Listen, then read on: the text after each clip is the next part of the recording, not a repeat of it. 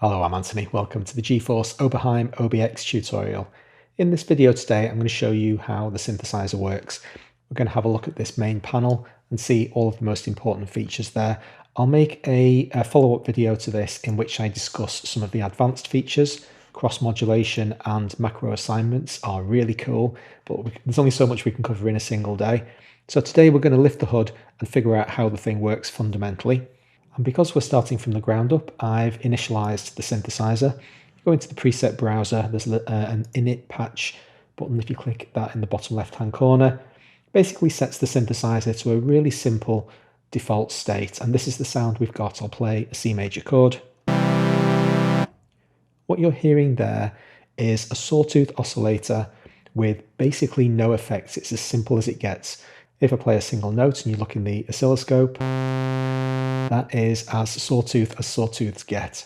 This is an analog synthesizer, an emulation of a piece of kit that was released in 1979. This was one of the world's first polyphonic synthesizers. This and the Prophet 5 basically ruled the waves for several years until the arrival of digital synthesizers. And it has a lovely, warm analog character. And we want to try to maintain that as much as possible today as we're figuring out how it works. Now then, as I said, it's a polyphonic synthesizer. When I press that C major chord, you're hearing all three of those notes simultaneously.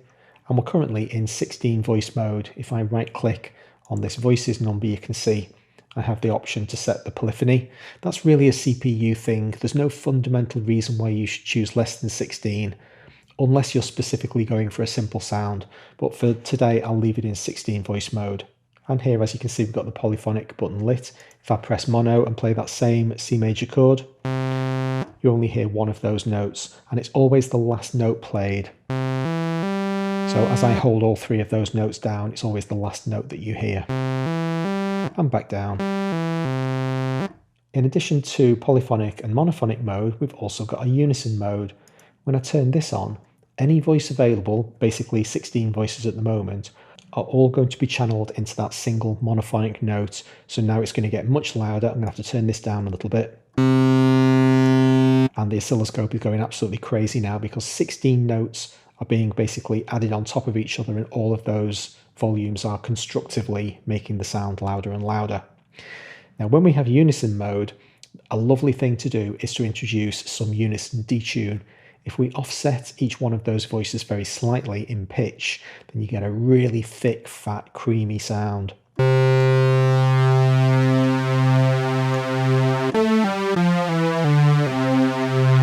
So I would venture to say that having unison mode on with no detune set is really wasting the potential of the feature. Just to say, by the way, this detune knob is operates over quite a small range. You can turn it all the way up. You're just starting to hear some genuine detune there. But don't be afraid to use this knob. On many synthesizers, detune operates in a tiny range, and the vast majority of it is really quite atonal. This is quite a musical control, this particular detune. It sounds great over the whole range. I'll try to remember to come back to legato a little bit later. It's a slightly unusual one, that. What I'm going to do is put us back in polyphonic mode, and now we'll have a look at how the oscillators work. So we have a dual oscillator system here, but at the moment you can only hear one of them.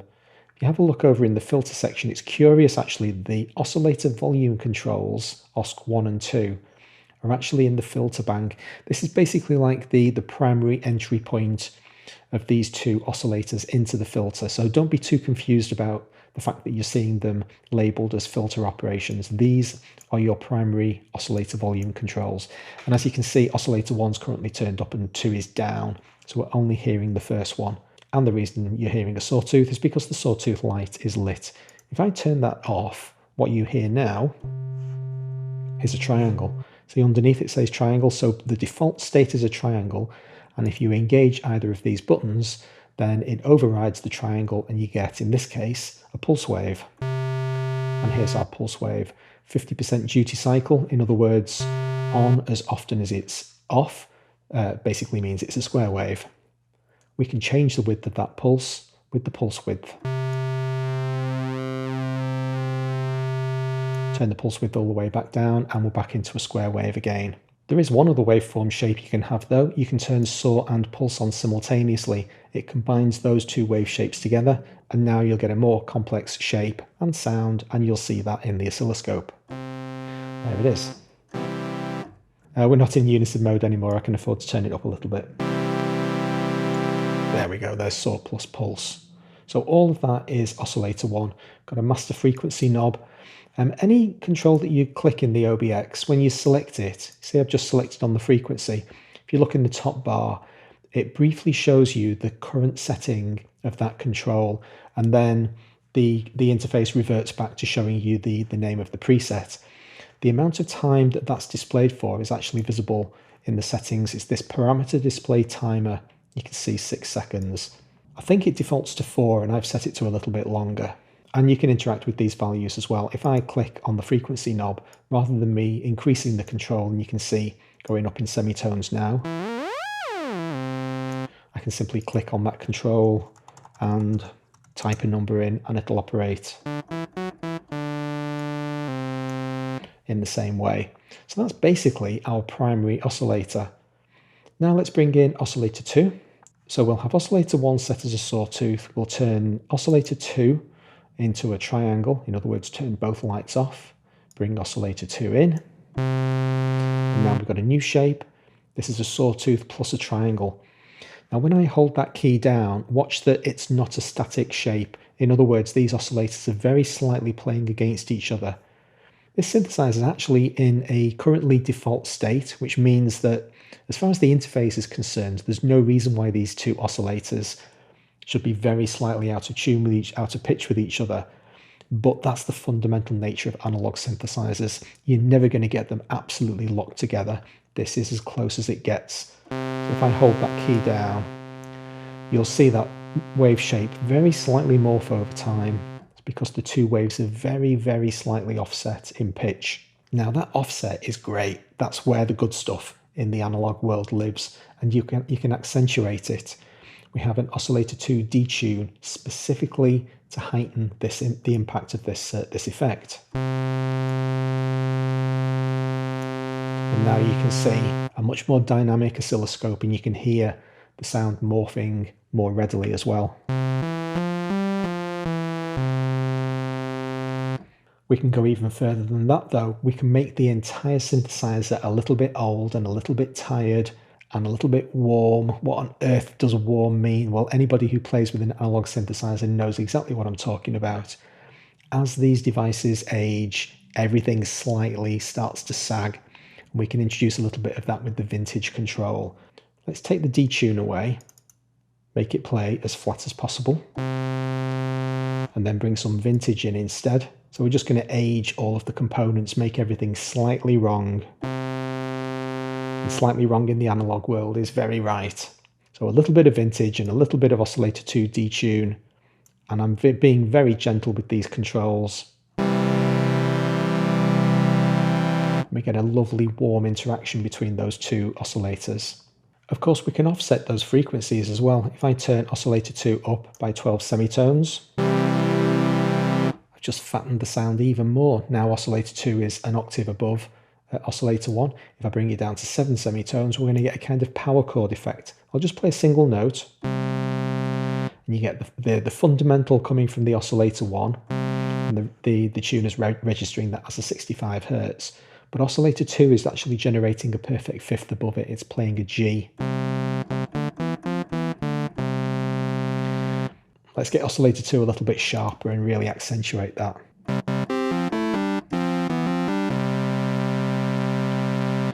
Okay, so there's our basic sound. It already sounds great. That's what analog synths are all about, generating that really warm, kind of thick sound. But it's still actually reasonably static. What we want to do now is apply a filter to it. Filters are all about sculpting this sound. This is a subtractive synthesizer. So we start off with our basic sound generated by the oscillators, and then we're going to scoop away some of those harmonics, some of those frequencies, to generate a more interesting effect. So over to the right-hand side, we've got our low-pass filter, our resonant low-pass filter. If I hold a single note down, you see this basically packed frequency curve in the spectrum analyzer showing you all of those harmonics. Every one of these little peaks is an individual sine wave that's being added together to basically generate this entire sound. As I pull the frequency cutoff down, I'm going to throw away the high frequencies, make the sound more dull.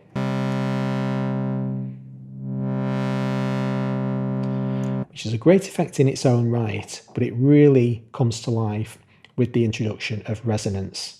So to see how resonance works, I'm going to select this cutoff knob so that we can see the value. It's currently set to, let's set it to 1 kilohertz. Close enough. Now when I press a key, if you have a look at 1 kilohertz, there's nothing particularly special going on at that point in the spectrum analyzer.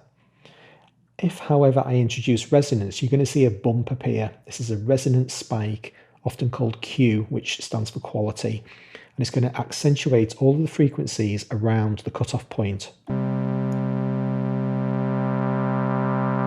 And here it is. Here's our resonant peak. And what we can do now is that classic sound of analog synthesizers, the filter sweep, because if I now move the filter cutoff frequency, you're going to hear that accentuated spike, which is currently at 1 kilohertz. You're going to hear it sweep through the frequency range, and your ear will pick out that spike as it travels through the frequency range. Here we go.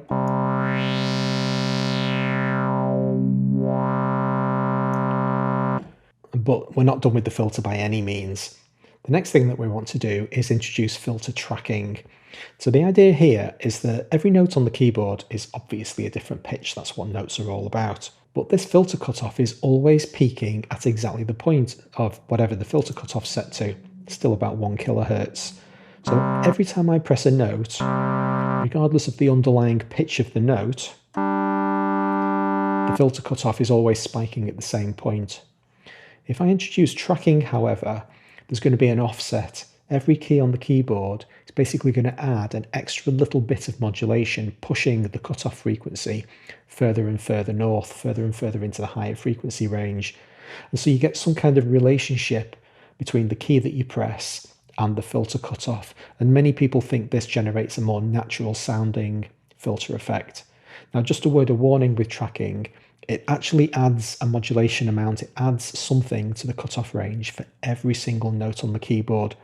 The lowest note has the smallest amount of extra frequency cutoff added. The highest note has the highest. What this means is I actually need to pull the cutoff knob back to have a usable range over which to work. I'll demonstrate it really easily. Just press a single note. So here's my 65 Hz C. The moment I start to introduce tracking, you're going to see the filter cutoff start to go up. So I'm just playing a random note, C2 or C1 or C2, the debate rages, AC. And this extra modulation from the tracking is basically being stacked on. So now I'm going to pull the cutoff back and get myself to the point where whatever I'm writing, whatever piece of the song that I'm writing has a kind of a usable frequency range, and I'm just going to salt that to taste. I'm going to figure out where I want my cutoff and my tracking knob to be so that the range of notes that I'm playing are all going to sound good.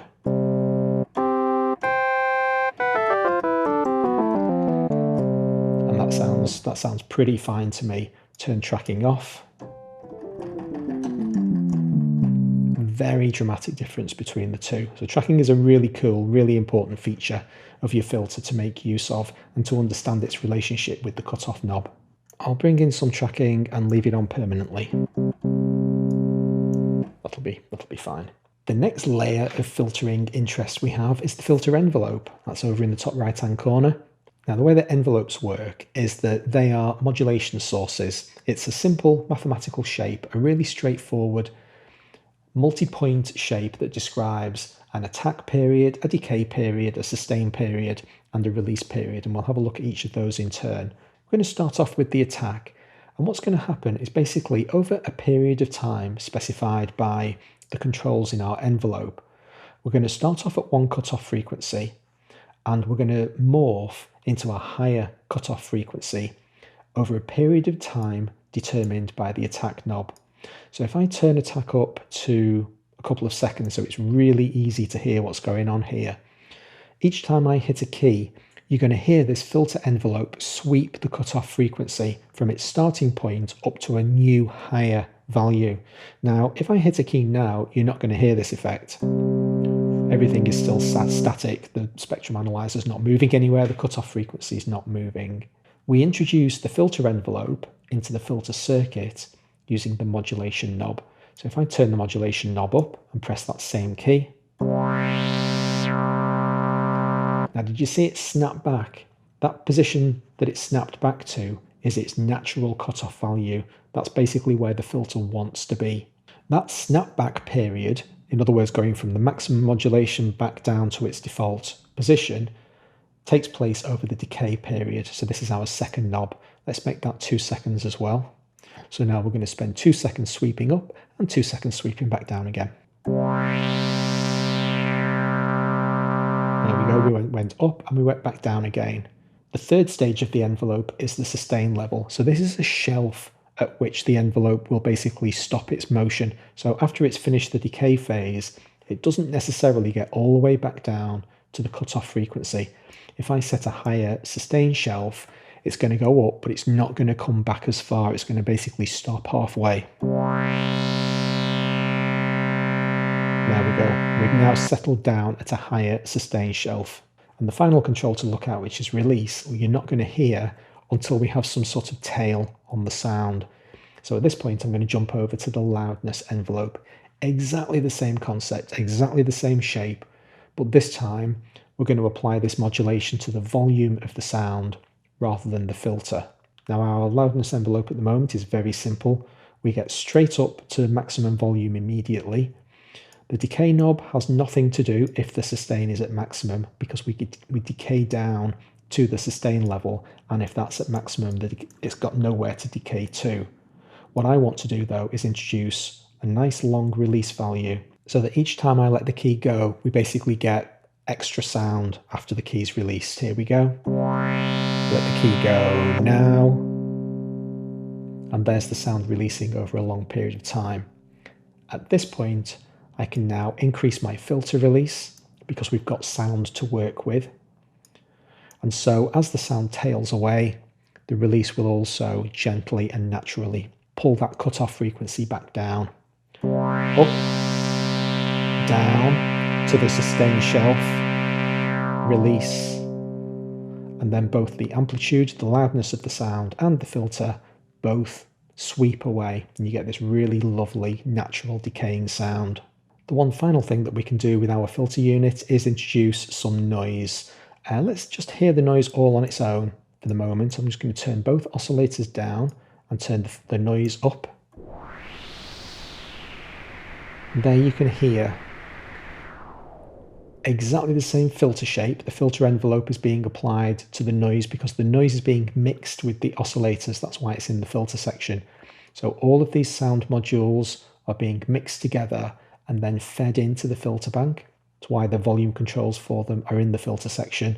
The noise is a sound generator just like the oscillators. It just happens to be generating effectively random sound, and the cutoff frequency determines the color of the sound.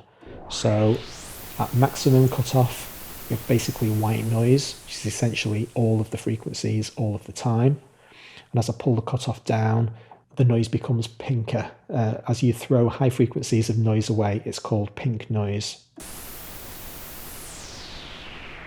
And of course, we still have our resonance introduced as well. We'll pull the resonance down. Now we've got pure pink noise. Noise is very frequently used in sounds like pads. Think of Jean-Michel Jarre's Oxygen with his beautiful like ocean sounds. A lot of that is generated with filtered noise. Let's take that away and get our oscillators back up and running again. So we've got a lovely kind of warm evolving sound here. What else can we do with it? Well, to the left of the oscillators, the next bank to look at is the modulation section. We have a low frequency oscillator, or LFO, and I've just noticed I'm in advanced mode here. I'm going to click this little button. We'll deal with the advanced options in a moment. Let's deal with the simple stuff first. So what the LFO does, the low frequency oscillator, is it provides another modulation source. It's just another wave, and it's going to use this sine wave as it's currently set as a modulator somewhere else in the system. We've got 6 options that we can choose from. The simplest one to demonstrate is pitch. Oscillator 1 and Oscillator 2 are pitch destinations. So I need to introduce some depth so we can hear this. And now I'll just turn Oscillator 2 down so we can just hear 1 on its own. What you're hearing there is Oscillator 1 being pitch varied, basically vibratoed very quickly. Let's bring the rate down so we can hear it more clearly. So the low frequency oscillator is now oscillating 3.6 times a second, and you're hearing the pitch go up and down. The more depth I introduce, the more extreme that pitch variance is. Let's turn the pitch variance off, the vibrato, and we'll vary the filter instead. So by engaging the filter button, this sine wave is now going to vary the filter cutoff. Everything basically points to the filter cutoff. If you see modulation sources, they're usually, well, pretty much always pointing at the filter cutoff. So now the filter cutoff is going to go up and down.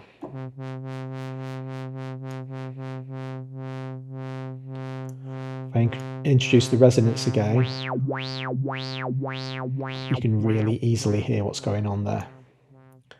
So these 3 controls in the center column are all basically destination 1. Whatever this depth knob is set to, any or all of these destinations can be routed using the first depth control. Then we have a second set of options in column 2, destination 2. All it basically is an option to give you 2 separate depth controls, and then the synthesizer basically collects together some kind of almost random destinations. Pulse width modulation means we're going to be changing the pulse width of a wave. That's got very little to do with volume. It's just basically a clustered set. You have to bear in mind, 1979, your options are limited. This is one of the most advanced synthesizers in existence. So if you're thinking, that's a curious set of options to collect together all under the same knob, they were just doing the kind of the most musical thing that they could. And obviously this is a faithful recreation, so we're basically getting the same functionality. So let's engage PWM, and if we have a pulse width, it's easiest to see. And now you can see the pulse wave being modulated by the low frequency oscillator. Turn PWM off and we'll modulate the volume instead. Now we're going to get tremolo. And if we oscillate at about 3 Hz,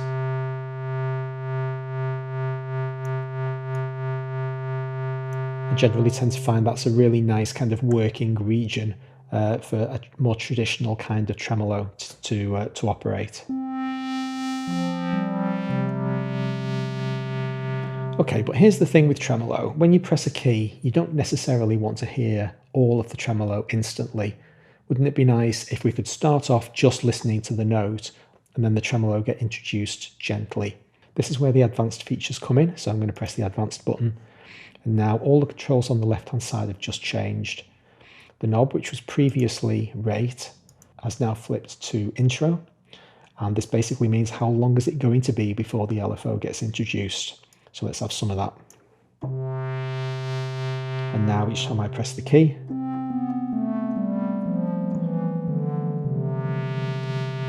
we're not getting tremolo instantly, we're waiting a period of time. Now I was just going to demonstrate the Rrig feature to you then, but the sound was basically nowhere near where I needed it to be. So what I've basically done is I've put myself in mono mode so that we're only ever hearing a single key at the time and it's always coming from the same voice. I've disabled my filter envelope, so I've got a really simple sound and I'm modulating at quite a slow rate the pitch of oscillator 1. So let's just have a listen to it. Okay, so that's the sound that we've got. Now, what Rrig is going to give you is a re-triggering of the low frequency oscillator every time you press a key. At the moment, with Rrig off, it's basically free cycling. So every time I press a key, I don't know whether or not I'm going to get a high note or a low note. So that was a high note. That was another high note. There was a little bit of a low note. And there was definitely a low note.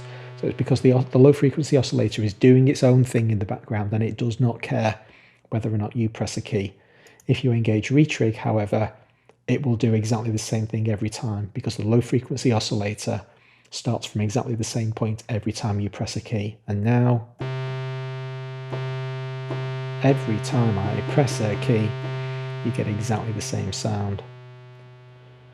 Where in the low frequency oscillator does it start drawing its shape? Well, that's what phase is. So at the moment, phase is set to 0%. If I click the button, it's going to go to 90 and then 180 and 270. So these are basically just different positions on the drawing of that shape that the phase is going to occur. So with phase off, every time I press the note, we get the high version of the sound. If I flip the phase to 180, now it's at the opposite side of its kind of shape being drawn. So you're going to get a low note every time I press the note. And now we come up to the higher one. And finally, smooth just allows us to introduce different amounts, different percentages of smoothing to the edges of the low frequency oscillator. And now you can hear those transitions aren't quite so brutal anymore. They're quite gentle, they're quite small roundings, but they do just smooth off all of the modulation to make things a little bit kind of less abrupt. Let's disable the LFO. Now we'll have a look at the control section. So this gives us velocity and aftertouch sensitivity. Now, all of the modulations in these two units are all positive. So what I'm going to do is I'm going to right click on Veldest. You can see all of the different options that velocity, in other words, how hard you hit the key, where do you want that to be mapped to? Well, a really common one is gain. When you press a key lightly, you want a quieter sound than if you press the key more with more vigor. The moment I introduce a non-zero velocity amount, all of the sounds are going to get louder.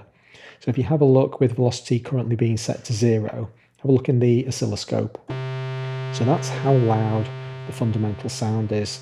The moment I start introducing velocity of any amount, I'll play the key quite lightly. It's still louder than it was before we started. So this entire velocity range is all positive, it's all incremental, just bear that in mind. But if I turn the velocity up even higher, so I'll play a quiet note, not really much difference. If I play a louder note now, just watch my volumes as well. That's all right. You can see that was a much bigger spike in the oscilloscope. But gain isn't the only place that velocity can be mapped to. We can map it to the voltage controlled filter. So yet another optional modulation that we can apply to this poor old beleaguered cutoff control. And now if I press a quiet note, I get a different cutoff to a loud note. Let's have a bit more of that, sounds good.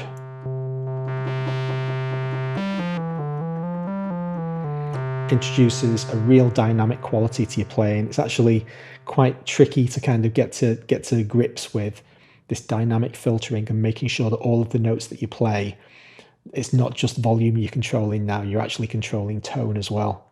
Similar kind of thing with aftertouch. Let's dial in some aftertouch sensitivity to the filter as well. So now, in addition to quiet and loud notes generating different cutoffs, I hold the note down and then press into aftertouch.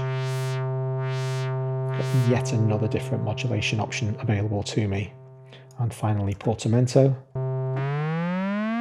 It's the sliding of one note to another. The portamento in OB-X is polyphonic, which means that each of the 16 voices remembers where it is in its portamento journey. I'll leave you to figure that out for yourself. It can generate complete chaos, some notes going down, some notes going up. It's an absolutely wonderful kind of chaotic mess, but with a fairly gentle portamento.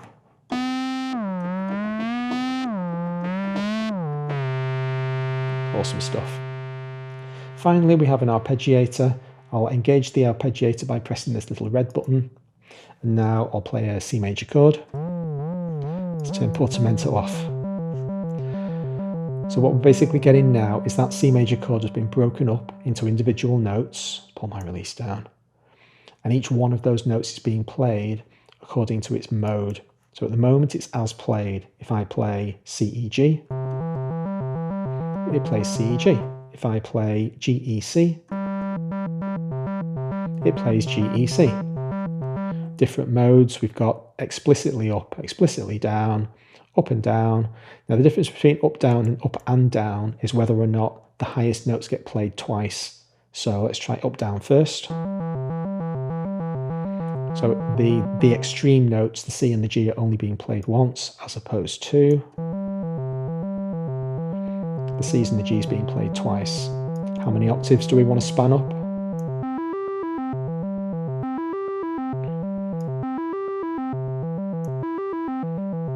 And then swing obviously introduces swing, which means the one note, basically you kind of pair notes off and the first note gets played slightly longer than the second note. And there you can feel the swing coming in. You can apply some restrictions to the rate as well. You see I'm currently in 16th. If I go down through this control, you can see all the triplets and dots and straight times. If you press this note button, you can restrict it to just straight times, just triplets, or just dots. And it just makes it easier to get to exactly where you want to be. Finally, we've got the funky little MIDI section. This basically allows you to play chords with the instrument. Let's turn off the arpeggiator, go to polyphonic mode, play a C major. Press the button down and chord is now stored. Press the C, just C on its own, plays the entire chord. From this point onwards, it's remembered like a 4 semitone offset and then a 3 semitone offset. So every key that I press plays that combination of sounds. And you're obviously going to get different chords depending on the key that you play. If you engage key mode, however, you can actually make the chord restrict itself to a specific key. So for instance, if I set it to C major, as I press up all the white keys, it adjusts the offsets of those notes so that all of the played pitches are always inside the selected key. Now at the moment, mode is set to classic. If I press this button, the yellow light means classic, which basically means the first note that I press is going to generate a chord, and all other keys will use extra voices to play single notes. So there's my C major chord. All of the rest of the notes were individual tones. However, if I enter stacked mode, which is the red button, now every key that I play will play a chord.